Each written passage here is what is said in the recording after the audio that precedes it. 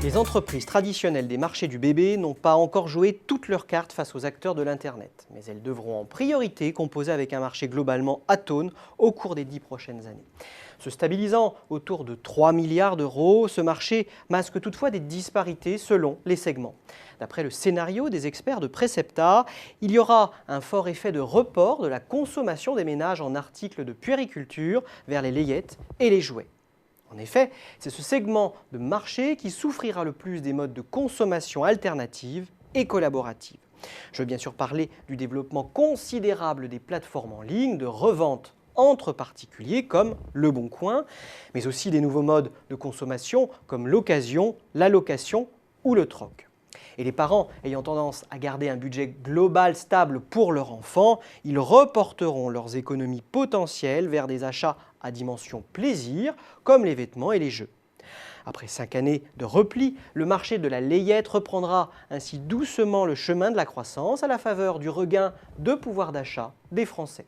Une reprise du pouvoir d'achat des ménages qui profitera également au marché du jouet premier âge.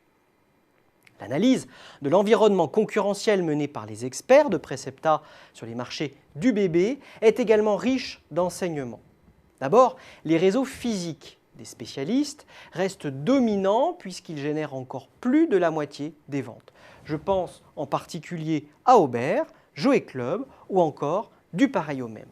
Selon les estimations des experts de Precepta, le e-commerce représentait en 2015 environ 15% des ventes en valeur sur les segments de la puériculture et de la layette et 20% sur le marché des jouets et des jeux.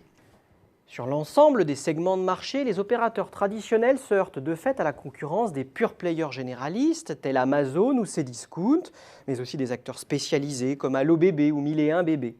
N'oublions pas non plus la concurrence des opérateurs de la sphère alternative, je pense ici aux plateformes de location et de produits de seconde main comme eBay.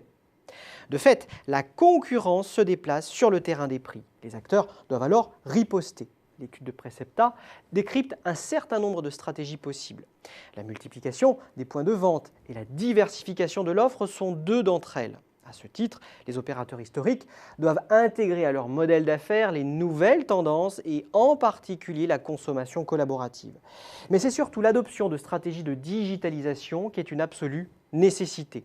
Il s'agit alors de mettre en place des dispositifs de e-commerce et cross-canal, mais aussi de digitaliser les magasins, une tendance encore émergente chez la plupart de ces enseignes. Enfin, les opérateurs ne doivent pas négliger le développement de marques propres, le déploiement de contenus à dimension conseil et la recommandation sociale, à condition bien sûr de s'assurer une présence active sur les réseaux sociaux.